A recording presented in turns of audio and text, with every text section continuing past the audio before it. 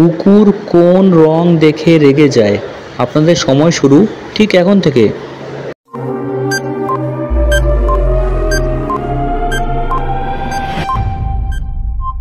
সঠিক উত্তরটি হলো কালো রং দেখে।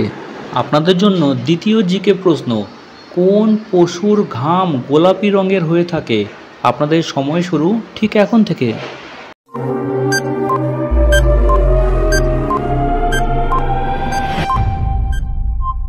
সঠিক উত্তরটি হবে জলহস্তী। 3 নম্বর জিকে প্রশ্ন, বলুন তো বেশি পরিমাণে ম্যাগি খেলে কোন রোগ হয়ে থাকে? আপনাদের সময় শুরু ঠিক এখন থেকে।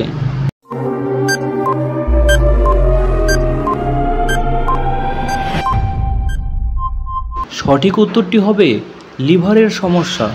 আপনাদের জন্য 4 নম্বর জিকে প্রশ্ন, বলুন তো একটি মশা একদিনে কতগুলি ডিম পাড়তে পারে? আপনাদের সময় শুরু এখন থেকে।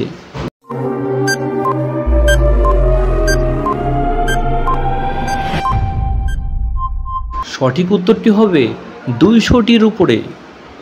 এরকম ধরনের আরও জিকে প্রশ্নের এবং ধাঁধা প্রশ্নের উত্তর পেতে পেজটিকে ফলো দিয়ে চ্যানেলটিকে সাবস্ক্রাইব করে ভিডিওগুলিকে শেয়ার করে দিন।